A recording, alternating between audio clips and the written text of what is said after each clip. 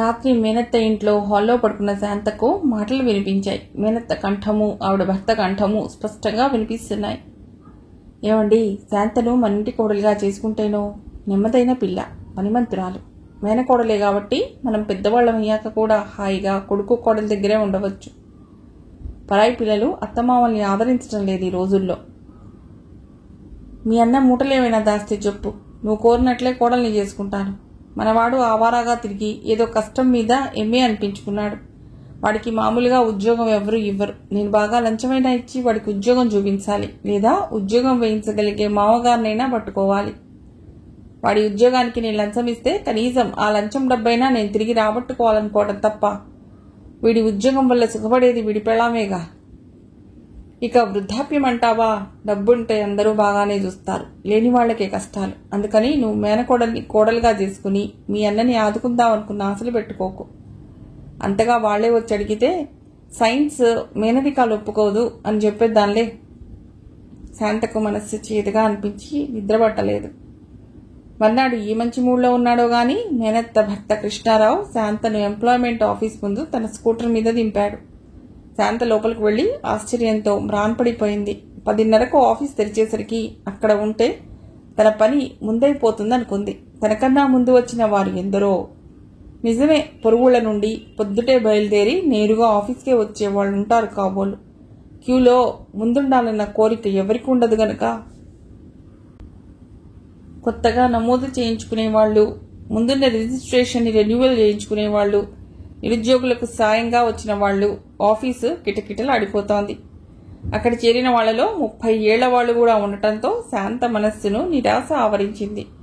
ఆ వయసులో పెద్దవాళ్లు తోడుగా వచ్చిన వాళ్లై ఉంటారులే అని తనకు తానే నచ్చజెప్పుకుంది. మెల్లిగా 11 గంటలు దాటాక పని ప్రారంభమైంది. క్యూ ఎప్పటికీ కదలటం లేదు. శాంతకు కాళ్ళు నొప్పి పుట్టసాగే.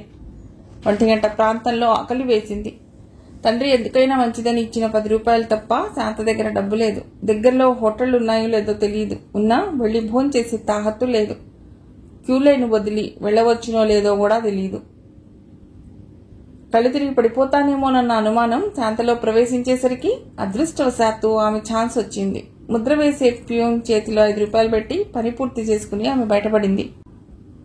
ఇంటికి తిరిగి వచ్చినప్పటి నుండి శాంతకు 2 పనులు దినచర్యలో భాగంగా అయిపోయాయి. రోజు ఎంప్లాయ్మెంట్ ఆఫీస్ నుంచి కాల్ లెటర్ కోసం ఎదురు చూడటము, లైబ్రరీ నుంచి పేపర్ తెచ్చుకుని తను అప్లై చేయగల ఉద్యోగాలు ఏమైనా ఉన్నాయేమో చూడటమును. 6 నెలలు గడిచినా ఆమెకు ఎంప్లాయ్మెంట్ ఆఫీస్ నుంచి ఒక్క కాల్ లెటర్ రాలేదు. ఆమె అప్లై చేయగల క్వాలిఫికేషన్తో ఉన్న ఏ ఉద్యోగము పేపర్లో ప్రకటించబడలేదు. ఉద్యోగ ప్రయత్నం ప్రారంభించి 6 నెలలైనా ఎక్కడ వేసిన గొంగళి అక్కడే అన్నట్లుగా ఉండటం శాంతకు చాలా బాధగా ఉంది. ఎక్కువ కట్నం కోరిన ప్రభుత్వోద్యోగి సంబంధం పీగిపోయాక మరో సంబంధం ఎవ్వరూ చెప్పకపోవడం శాంత తల్లిదండ్రులకు నిరాశగా ఉంది. అందం, చదువు, గుణం అన్నీ ఉన్నా తగిన వరుడు దొరక్కపోవడం ఏమిటో ఎంత ఆలోచించినా వాళ్లకు అందుబట్టలేదు. ఫస్ట్ క్లాస్లో BA పాస్ అయి పేరు నమోదు చేయించుకున్న ఎంప్లాయ్మెంట్ ఆఫీస్ నుంచి ఒక్క కాల్ లెటర్ రాకపోవటం శాంతకు అంతుబట్టడం లేదు. ఇంట్లో నుండి నవ్వు అనే మాట నిష్క్రమించి కేవలం మౌనమే రాజ్యం చేసిన సమయంలో హఠాత్తుగా వచ్చిపడింది ఇంటి పెద్ద కూతురు సీత. ఇంత అర్థంతరంగా వచ్చిందేమిటా అని జానకమ్మ కంగారు పడింది. కొంపదీసి ఇంకా కట్నమో కానుకలో తీసుకురమ్మని అత్తవారు పంపలేదు కదా. రాత్రి భోజనాలై అంతా తీరిగ్గా కూర్చున్నప్పుడు రాఘవరావు గారు అడిగారు, ఏమా సీత, అందరూ కుశలమేనా? మా బావగారు, అక్కగారు, అల్లుడు గారు అందరూ కులాసాయేనా? నీ ఆరోగ్యం ఎలా ఉంది?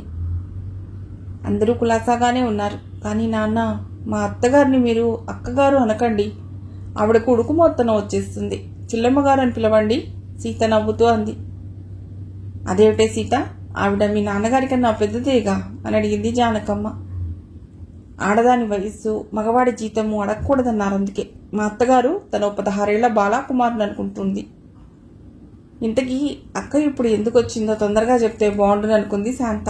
ఆమె మనసులో మాట గ్రహించినట్లుగా సీత ఇలా అంది, ఈ ఇంట్లో మొదట పుట్టిన దాన్ని నేను.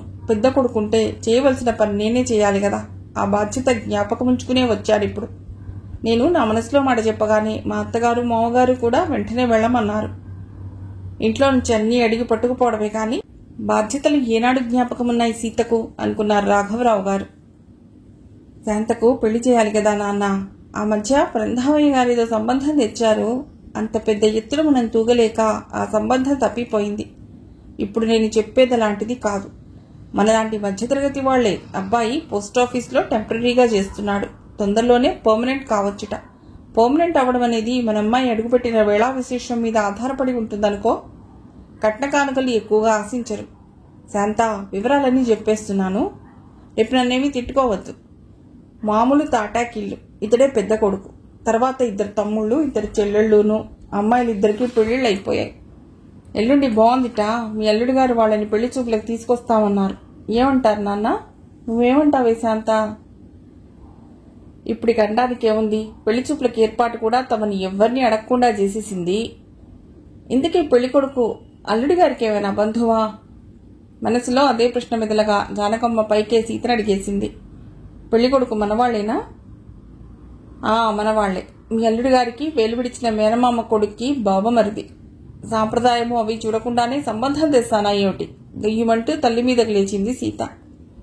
జానకమ్మను మాట్లాడనీయకుండా రాఘవరావు గారు, సరేనమ్మా సీత, ఎల్లుండి పెళ్లి చూపులకు ఏర్పాట్లు పూర్తి చేద్దాం. భగవంతుడి దయ వల్ల ఈ సంబంధమైనా కుదిరితే బాగుండు అన్నారు. పెళ్లి చూపులకి నానా హైరానా పడిపోతోంది జానకమ్మ. ఏ విధంగా మర్యాదలు చేస్తే బాగుంటుందో చెప్తోంది సీత. ఉప్మా చేసి స్వీట్కి బదులుగా జున్ను పెడితే బాగుంటుందంటావా సీత? లక్ష్మీకాంతమ్మ గారు జున్ను పాలు పంపించింది. పొద్దుటే బెల్లము మిరియాలు వేసి వండాను. చాలా బాగా కుదిరింది. నయ్యం, మినపరొట్టి వేస్తానం లేదు. పకోడీ జై. స్వీట్ కావలిస్తే బజార్ నుండి తెప్పిద్దాం. ఇంట్లో ఈ రవ్వ కేసరిలో చేసినా సరే. జానకమ్మ ప్రాణం ఉసూరుమంది. బోలెడు నెయ్యి నూనె కావాలి. ఏం చేస్తాం, తప్పదు కదా. ఇంత చిన్న ఖర్చుకే చూసుకుంటే సంబంధమే తప్పిపోతుందేమో. బజార్ నుండి అవసరమైన వస్తువులు తెప్పించి టిఫిన్లు రెడీ చేసింది జానకమ్మ. రాఘవరావు గారు ఎదురింటి వాళ్ళని పక్కింటి వాళ్ళని అడిగి గోద్రేజ్ కుర్చీలు తెచ్చి ఉన్న ఒక్క గదిలోనూ వేశారు. వీలైనంత వరకు గదిని అందంగా అలంకరించి పెళ్లివారి కోసం ఎదురు చూడసాగారు. శాంత మెల్లిగా తండ్రి దగ్గరగా వెళ్లి ఆయన చెవిలో చెప్పింది, నాన్న, కట్నం అడిగితే నేను చేసుకోను.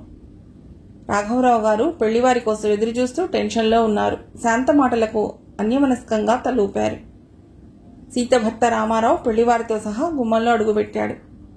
రాఘవరావు గారు జానకమ్మ సాదరంగా ఎదుర్కొని లోపలికి తీసుకొచ్చి కూర్చోబెట్టారు. అతిథి మర్యాదలు పూర్తయ్యాక అమ్మాయిని తీసుకురమ్మని ఆదేశించారు మగపెళ్లివారు. శాంత వచ్చి నమ్రతగా తలెత్తకుండా కూర్చుంది. నీ పేరేమిటమ్మా? వంట వచ్చా? పాటలొచ్చా? కుట్లు అల్లికలు ఏవైనా తెలుసా?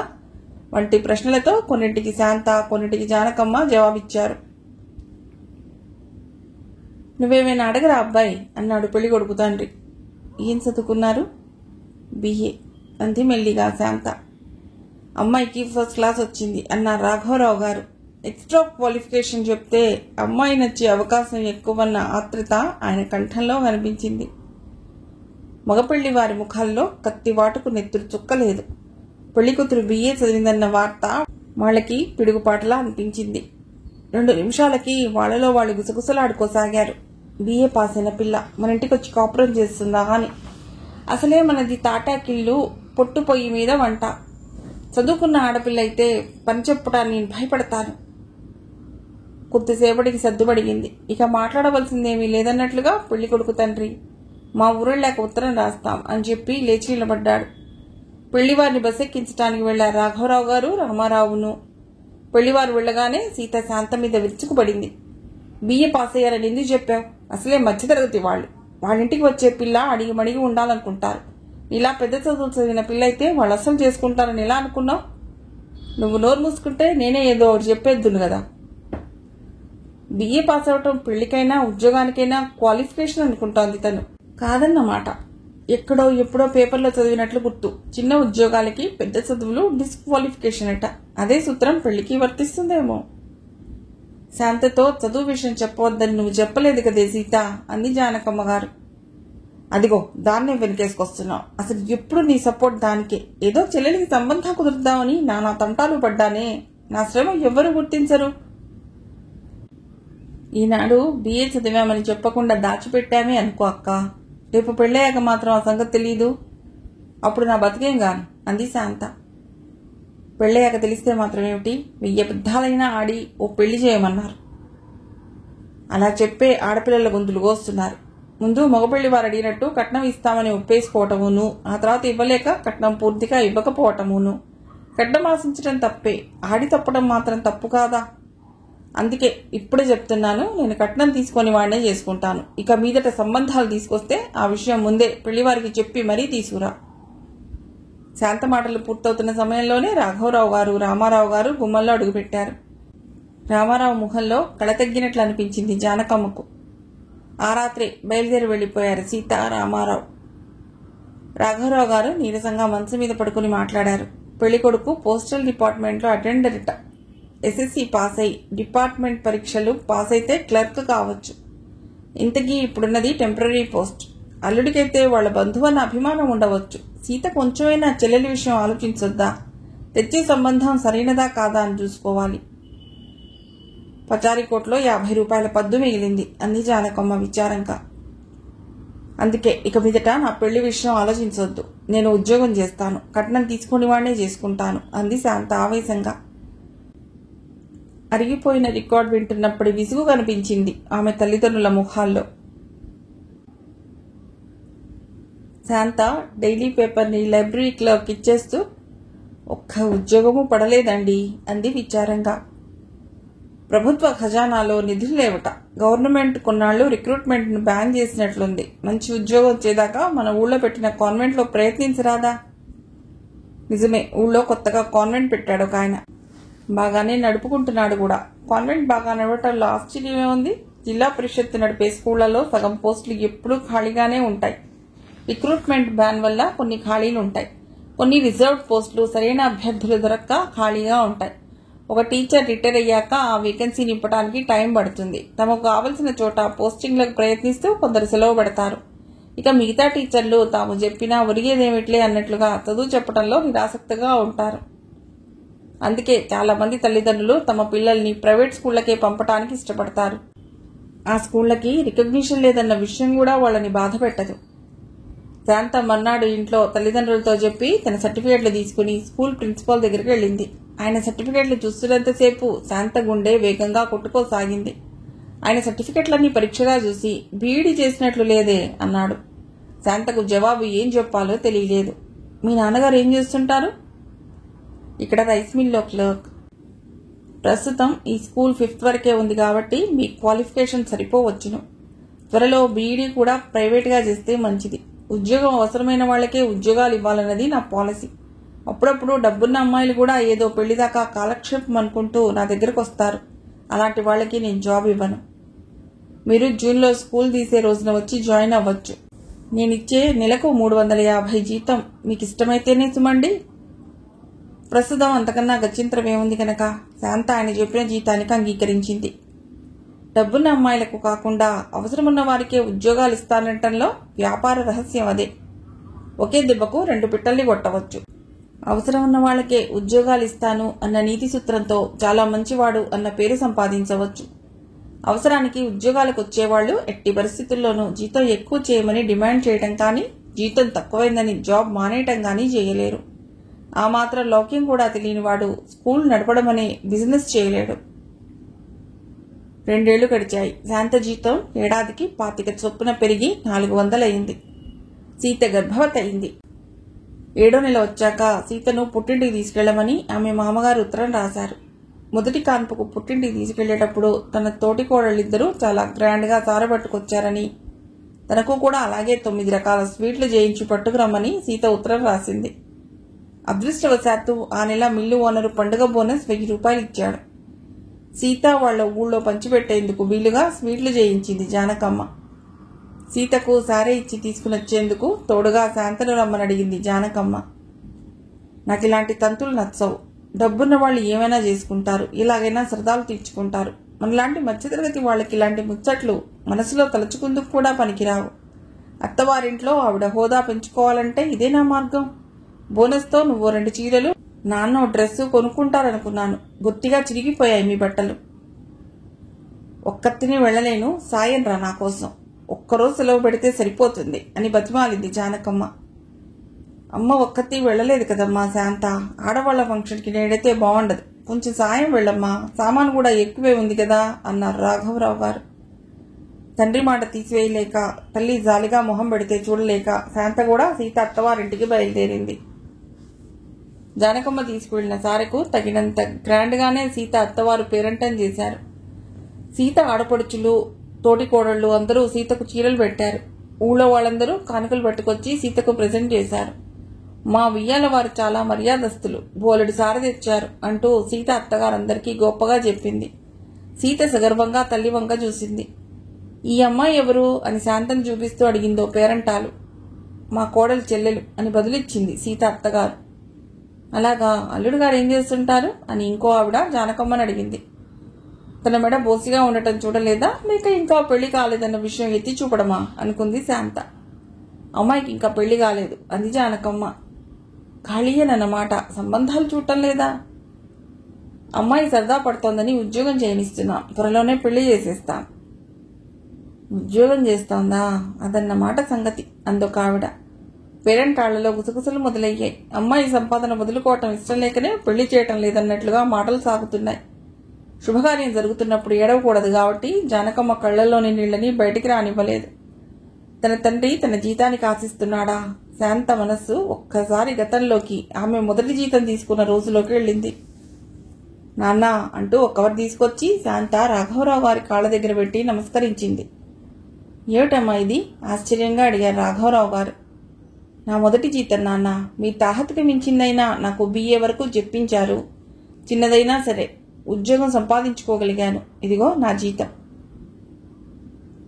వద్దమ్మా శాంత, నీకు చదివి చెప్పించటం, పెళ్లి చేయటం నా బాధ్యతలు. రేపే నీ పేరున బ్యాంకులో అకౌంట్ ఓపెన్ చేస్తాను.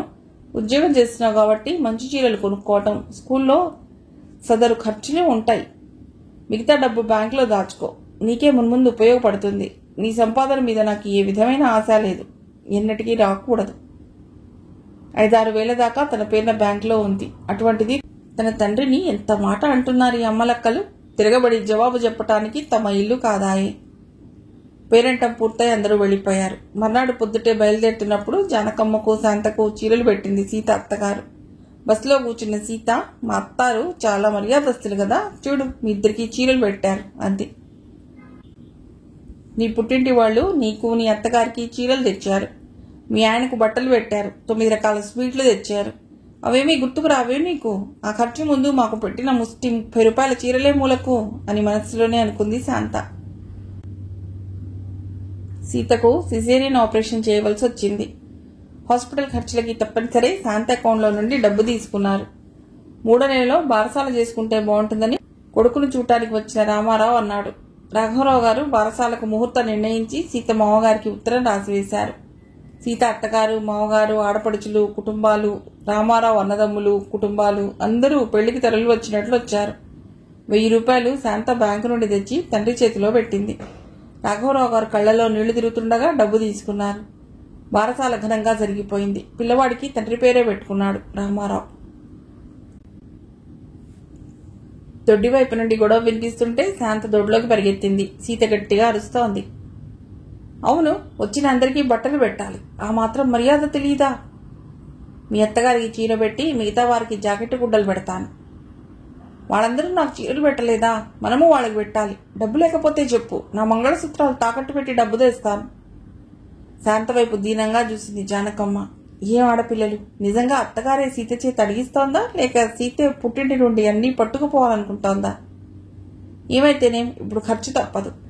శాంత బ్యాంక్ అకౌంట్లో మినిమం ఖాతా డబ్బులే మిగిలాయి. స్కూల్ నడిపే ఆయన శాంతను తన గదిలోకి పిలిచాడు. చూడండి శాంత, మీరు ఈ స్కూల్లో చేరినప్పుడు 5th క్లాస్ దాకానే క్లాసులు ఉండేవి. ఇప్పుడు 7th క్లాస్ కామన్ పరీక్షలు కూడా మన స్కూల్ స్టూడెంట్స్ పాస్ అయి 8th క్లాస్లోకి అడుగుపెట్టారు. స్కూల్కి రికగ్నిషన్ కోసం ప్రయత్నిస్తున్నాం. రికగ్నైజ్డ్ స్కూల్ అంటే టీచర్లందరూ క్వాలిఫై అయి ఉండాలి. మీరు BEd చేస్తే మంచిది, లేదా కనీసం సెకండరీ గ్రేడ్ ట్రైనింగ్ అయినా సరే. శాంత మోహన్లో అప్రసన్నతను గమనిస్తూ అన్నాడు ఆయన. ఎంప్లాయ్మెంట్ ఆఫీసులో రిజిస్టర్ చేసిన ఇన్నాళ్లకు కూడా తనకు ఒక్క కాల్ లెటర్ రాలేదు. ప్రతి ఏడు వెళ్లి కార్డుని రెన్యువల్ చేయించడం తప్ప ఫలితమేమీ కనిపించడం లేదు. ఇంకో ఉద్యోగం దొరికేదాకా ఈ ఉద్యోగం నిలబెట్టుకోవాలనుకుంది శాంత. BEd చేయాలంటే కష్టం కదా సార్, వేరే ఊళ్ళో ఉండి చదవాలి. ఎందుకు? ప్రైవేట్గా చేయండి. యూనివర్సిటీకి అవసరమైన ఫార్మాలిటీస్ అన్ని టీచర్లందరికీ నేను ఏర్పాటు చేస్తాను. పరీక్ష రాయటానికే వేరు ఊరు వెళ్లవలసి ఉంటుంది.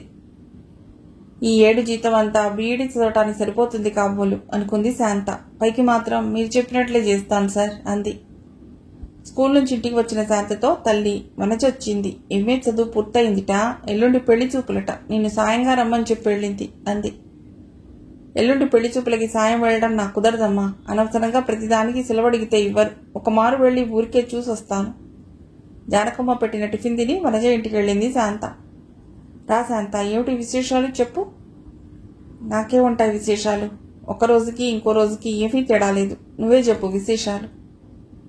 ఏముంది, ఎంఏ అయిపోయింది. ఇక ఉద్యోగ ప్రయత్నమని నేను అనుకుంటున్నాను. పెళ్లి ప్రయత్నమని అమ్మా నాన్న అంటున్నారు. బ్యాంక్ సర్వీసెస్ కమిషన్కి, పబ్లిక్ సర్వీసెస్ కమిషన్కి ఏ అడ్వర్టైజ్మెంట్ పెడితే దానికి అప్లై చేస్తాను. అన్నట్లు గవర్నమెంట్ రిక్రూట్మెంట్ బ్యాన్ ఎత్తేసింది. నువ్వు ఇక మీదట అప్లై చేయవచ్చు. అలా అయితే మరీ మంచిది. ఇద్దరం కలిసి పరీక్షలకు ప్రిపేర్ అవ్వచ్చు అంది ఉత్సాహంగా శాంత. లేదు, అలా కుదరదు. నేను అన్ని ఆఫీసర్ పోస్టులకే అప్లై చేస్తాను. చాలా స్టిఫ్ కాంపిటీషన్ ఉంటుంది. కోచింగ్ తీసుకుంటే కానీ పాస్ అవ్వలేం. నేను హైదరాబాద్లోనే ఉండి కోచింగ్ తీసుకుంటాను. కోచింగ్కి ఎంత ఖర్చు అవుతుందో కొంచెం భయంగా అడిగింది శాంత. అది ఇన్స్టిట్యూట్ని బట్టి ఉంటుంది. ఏమైనా ఎంఏకి కన్నా ఎక్కువే అవుతుంది. హాస్టల్ ఖర్చు ఉంటుంది. శాంత ముఖంలో నిరాశను గమనించిన వనజ, నువ్వు కోపం తెచ్చుకోనంటే చెప్తాను. నువ్వు క్లరికల్ క్యాడర్కి పరీక్షలు రాయి. పెద్దగా కోచింగ్ లేకపోయినా పాస్ అయి సెలెక్ట్ కావచ్చు. ఆ తర్వాత డిపార్ట్మెంట్లో పరీక్షలు పాస్ అయ్యి ఆఫీసరు కావచ్చు అంది. అలాగే ప్రయత్నిస్తాను. అన్నట్లు ఎల్లుండి పెళ్లి చూపుల నాడు నీకు సాయం రాలేను. సెలవు దొరకదు. ఆపై ఆదివారం నాడు వస్తాను. విశేషాలు చెబుతూ గాని అంది శాంత. ఆపై ఆదివారం వనజ ఇంటి గుమ్మంలో అడుగు పెడుతున్న శాంతకు లోపల నుండి గట్టిగా మాటలు వినిపించాయి. ఇంట్లోకి వెడదామా వద్దా అని ఆలోచిస్తున్న శాంతను కిటికీలో నుంచి చూసిన వనజ, లోపలికి రా, నీకు తెలియని రహస్యాలేమున్నాయి అంది. శాంత లోపలికి వెళ్ళి కూర్చుంది. మగపెళ్లి వారికి 2 లక్షలు కట్నం కావాలంటే, ఇంకా నాకు 20 తులాల బంగారం, టీవీ, ఫ్రిడ్జ్ వంటి వస్తువులు, సారే గ్రాండ్గా పెళ్లి కావాలట. అంతేనా? ఏమైనా మర్చిపోయానా అమ్మా అంది వనజ. వాళ్ళు అడిగిన వాటిలో నాకేం వింత కనిపించడం లేదు. అబ్బాయి బ్యాంక్ ఆఫీసర్, మనకా కావాల్సినంత ఉంది. ఎలాగూ నీ వంటి మీద 20 తులాల బంగారం ఉంది. ఓ 2 ఎకరాల కొబ్బరి తోట అమ్మేస్తే సరి, పెళ్లి చేయొచ్చు. ఇందులో కష్టమే ఉంది అంది వనజ తల్లి. రేపు నేను బ్యాంక్ ఆఫీసర్ అయితే నాకు 2 లక్షలు ఇస్తారా? వనజ, వితండవాదం చేయకు. తల్లి కూతుళ్ల వాదం సాగుతూనే ఉంది. శాంత ఇంటికి వచ్చేసింది. తండ్రి సపోర్ట్ దొరికిన వనజ ఉద్యోగ ప్రయత్నానికి హైదరాబాద్ వెళ్లిపోయింది. శాంత ప్రైవేట్గా బీఈడీ చదవడం ప్రారంభించింది. రిక్రూట్మెంట్ బ్యాన్ తీసేయడం వల్ల ఉద్యోగాల అడ్వర్టైజ్మెంట్లు అప్పుడప్పుడు పడుతున్నాయి. పేపర్ చూసి అప్లై చేస్తున్న శాంతతో లైబ్రరీ క్లర్క్, జనరల్ నాలెడ్జి ప్రశ్నలు చాలా అడుగుతారటమ్మా. రోజు పేపర్ క్షుణ్ణంగా చదువు అని సలహా ఇచ్చాడు. శాంత బీఈడీ పూర్తయింది కానీ ఆమె అప్లై చేసిన పోస్టుకి సర్వీస్ కమిషన్ వారు రాత పరీక్ష మాత్రం నిర్వహించలేదు. ప్రతి ఏడులాగానే ఏలూరు వెళ్ళింది ఎంప్లాయ్మెంట్ కార్డుని రెన్యువల్ చేయించడానికి. ఈ ఏడు మా ఆఫీస్ అంతా కంప్యూటరైజ్ చేస్తున్నాం. మీ కార్డు రెన్యువల్ చేసి పోస్టులో పంపిస్తాం అన్నాడు కౌంటర్ క్లర్క్. దేశంలో నిరుద్యోగ సమస్య ఎంతగా పెరిగిపోతోంది. అన్ని ఆఫీసులు కంప్యూటరైజింగ్ కూడా మొదలెడితే ఇక అసలు ఎవరికైనా ఉద్యోగాలు దొరికేనా? శాంత నిరాశగా తిరిగి వచ్చేసింది. రాఘవరావు అంటూ పరంధామయ్య గుమ్మంలో నిలబడి అరిచాడు. రాఘవరావు గారు వాదరాగా గుమ్మం దాకా వెళ్లి, నువ్వా పరంధామయ్య?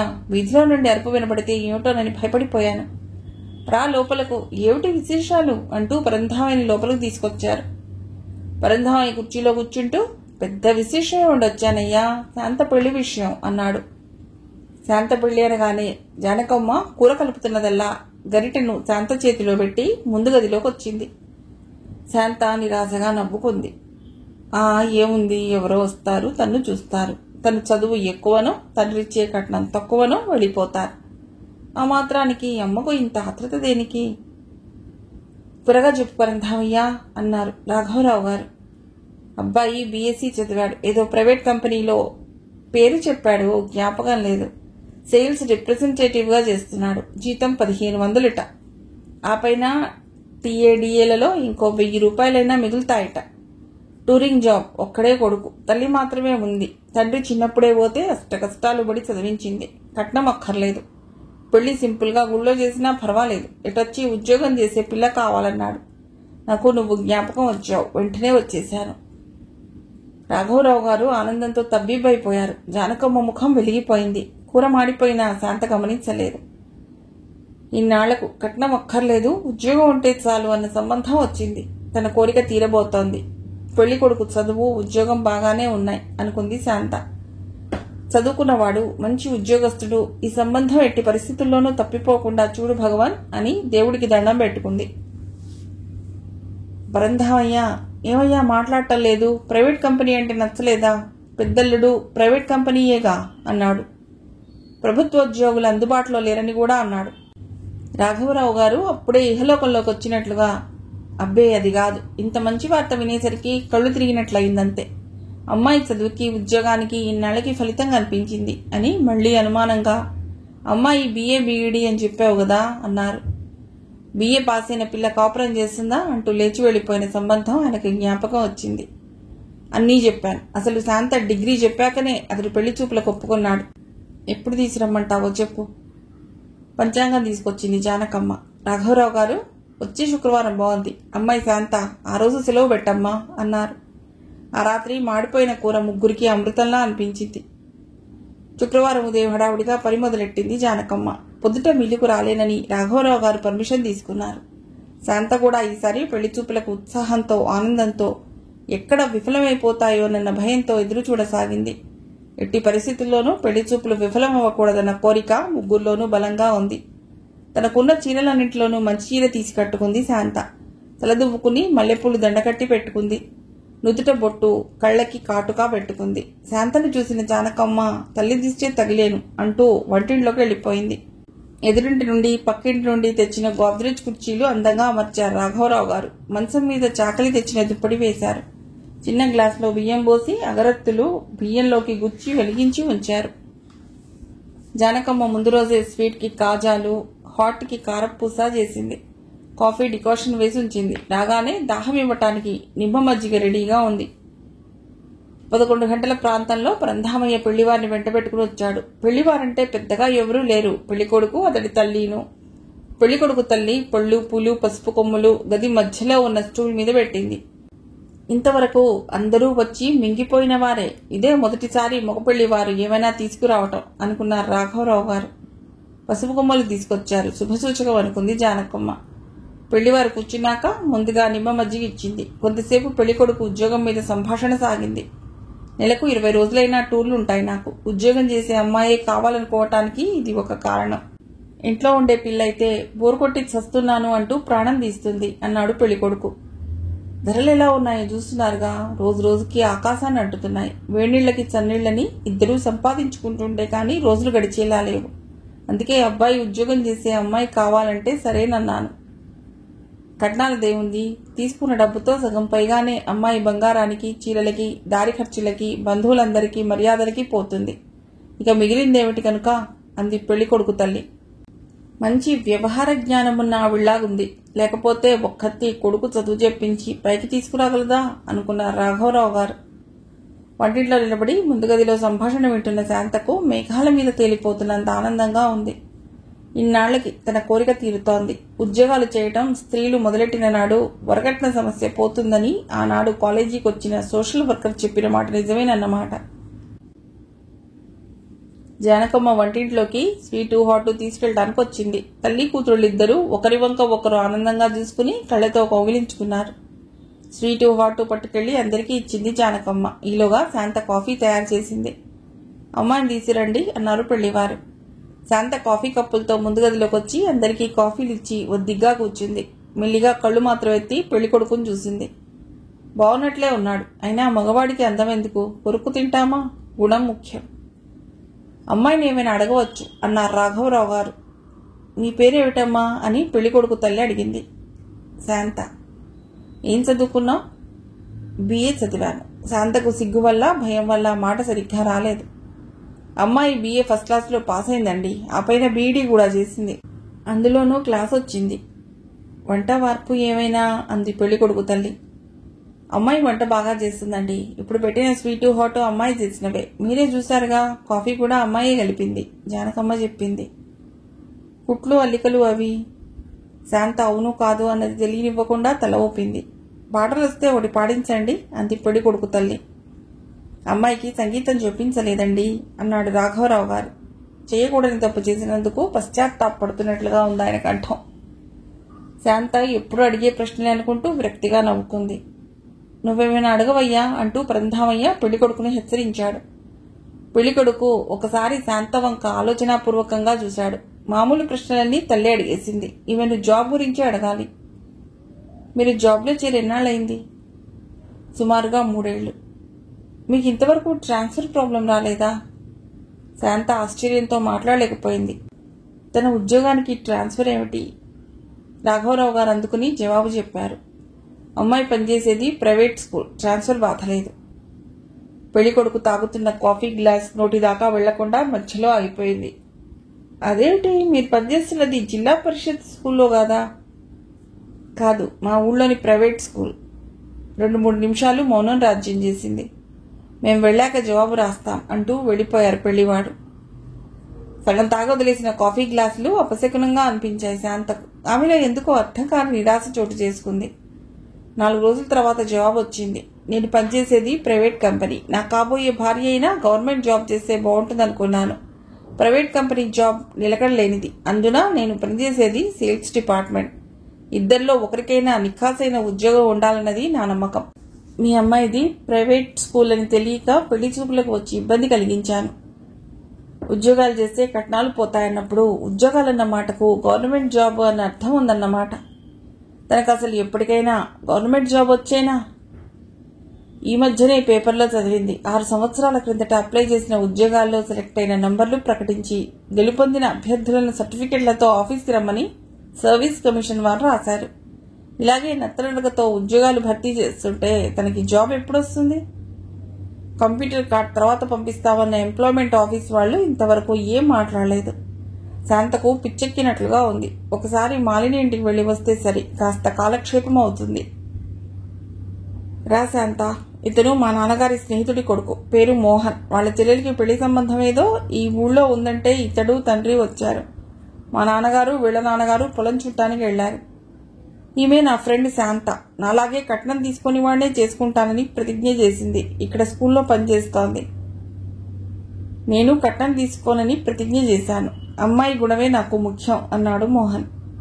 కొంతసేపు మామూలు సంభాషణలయ్యాక మాలిని, మొన్న వచ్చి వెళ్లిన పెళ్లివారు ఏం రాశారు అంది. కొత్త మనిషి ఎదురుగా చెప్పడమా వద్దా అన్నట్లుగా తటపటాయించింది శాంత. అది గమనించిన మాలిని, ఏం పర్వాలేదు, మోహన్ నీ సొంత అన్నయ్య అనుకో, మొహమాట పడకుండా చెప్పు అంది. అతనికి గవర్నమెంట్ జాబ్ చేసే అమ్మాయి కావాలట. నేను జిల్లా పరిషత్ స్కూల్లో పనిచేస్తున్నాననుకుని వచ్చాట. ప్రైవేట్ స్కూల్ అనగానే నీరుగారిపోయాడు. మాలిని ముఖంలో ఎందుకో గాని విజయగర్వంతో కూడిన మందహాసం కనిపించింది. నేనెప్పుడో చెప్పానుగా, ఉద్యోగం అంటే రికరింగ్ డిపాజిట్, కట్నం అంటే ఫిక్స్డ్ డిపాజిట్ అని. ఎవరైనా ఫిక్స్డ్ డిపాజిట్ వదులుకుంటున్నారు అంటే దానికి సరిపోయే రికరింగ్ డిపాజిట్ కోరుకుంటున్నారన్నమాట. నాకు మట్టుకు నన్నుగా కోరుకునేవాడే కావాలి, కట్నము ఉద్యోగము కోరకూడదు. మాలిని చెప్పింది నిజమండి శాంతగారు. అమ్మాయి అందసందాలు, గుణగణాలు, పరిపాటలు ముఖ్యం అన్నాడు మోహన్. నిజమే కావచ్చు. మాలిని అందగత్తే, పనిపాటల్లో నేర్పరి, ఎంతో రుచిగా వంట చేస్తుంది. కుట్లు అల్లికలు అన్నీ వచ్చు. ఎప్పటికైనా ఆమెను ఒక వ్యక్తిగా ప్రేమించేవాడు దొరికితే ఆమె ఉత్తమ గృహిణిగా అతన్ని సుఖపెడుతుంది. కానీ అలాంటి వారు దొరకాలిగా. శాంత ఎక్కువగా ఏం మాట్లాడలేదు. అన్నట్లు శాంత, ఎల్లుండి ఆదివారం మళ్లీ పెళ్లి చూపులు. వరుడు ఐఏఎస్ట. అతడి అక్కగారు అమెరికాలో ఉంది. ప్రస్తుతం ఇండియా వచ్చింది. ఆవిడ ఉండగానే పెళ్లి చేయాలని తల్లిదండ్రుల కోరిక. ఆదివారమేగా, కొంచెం నాకు సాయం ఉందిగానిరా అంది మాలిని. శాంత సరేనంది. మాలినికి పెళ్లి చూపులు అనగానే మోహన్ ముఖం ఒక్క క్షణం వాడినట్లుగా శాంతకు అనిపించింది. అతడిలో అసూయ ఎందుకుంటుంది? అది కేవలం తన భ్రమేమో.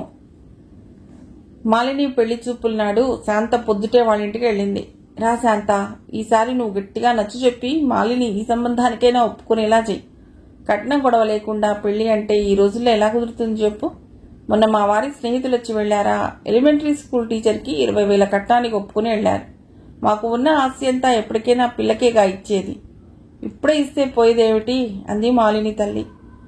మోహన్ చెల్లికి 20,000కి సంబంధం కుదిరిందన్నమాట. ఆ డబ్బు రాబట్టుకుందుకు మోహన్కి తీసుకుంటారులే అనుకుంది శాంత. అబ్బాయిని అమెరికా పంపడానికి ఖర్చు పెట్టాము, అమ్మాయి పెళ్లికి పెడతాము. నాకు ఇందులో తప్పు కనిపించటం లేదు అంది మాలిని తల్లి.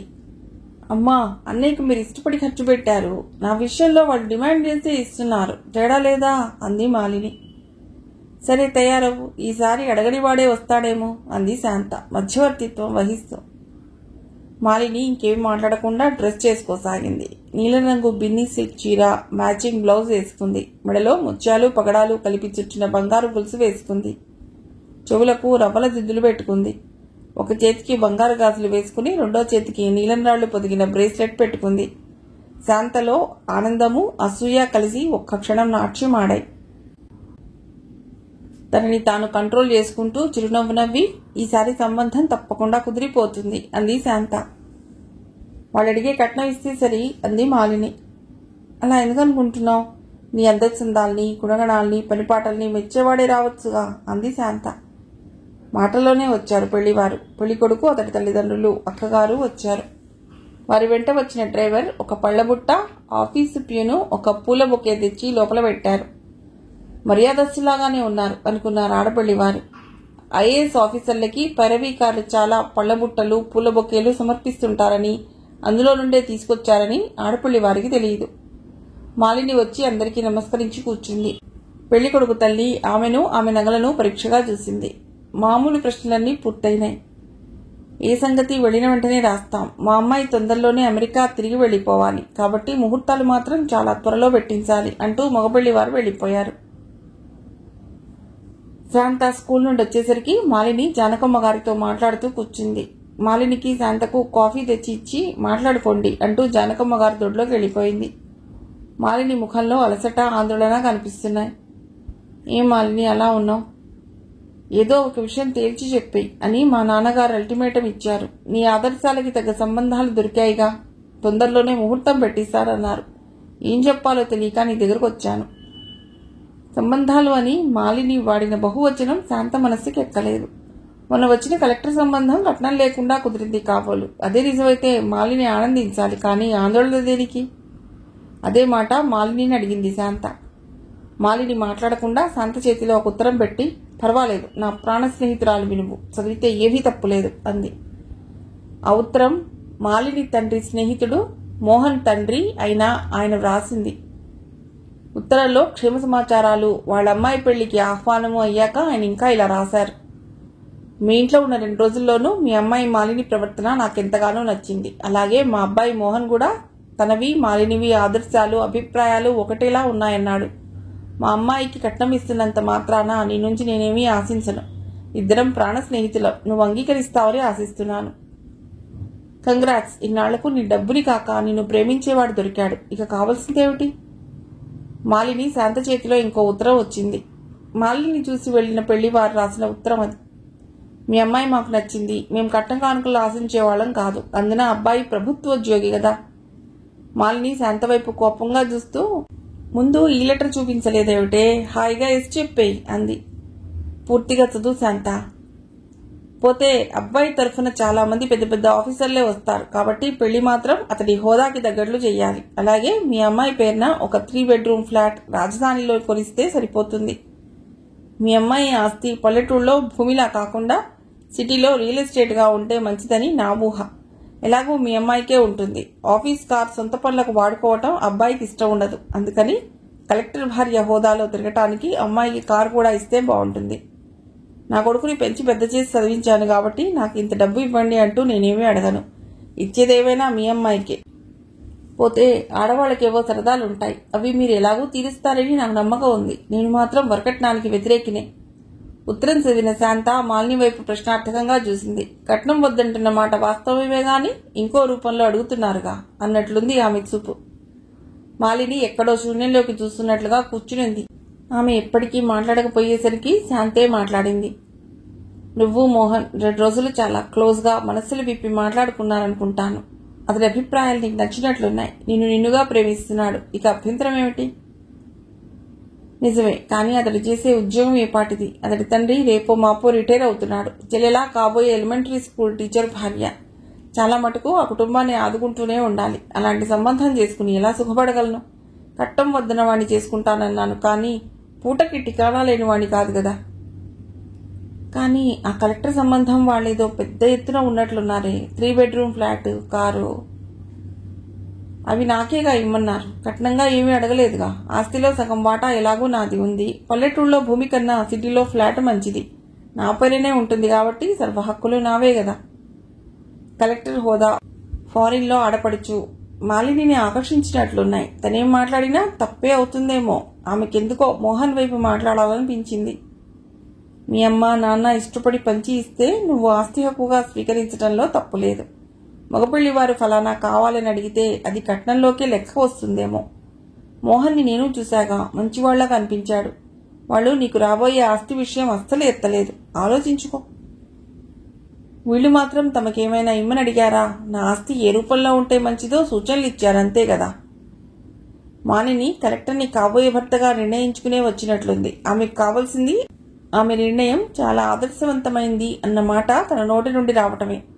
నిజమే, తమందరికీ 25 సంవత్సరాలు దాటిపోయాయి. పెళ్లి త్వరలో అయిపోవాలని తనకు మాత్రం లేదా? ఐరింట్లో పుట్టిన మాలిని చిరుద్యోగిని ఎలా చేసుకుంటుంది? ఆమె మట్టుకు ఆమెకు తన నిర్ణయం బాగున్నట్లే ఉంటుంది. తను ఎందుకు కాదని చెడ్డ పేరు తెచ్చుకోవటం? ఆలోచనల నుండి బయటపడ్డ శాంత, నువ్వు చెప్పింది నిజమే మాలిని. ఇంత కట్నం కావాలని అడగలేదుగా. అయ్యే సంబంధానికే ఒప్పేసుకో అంది. మిగిలిన కథ తర్వాతి భాగంలో.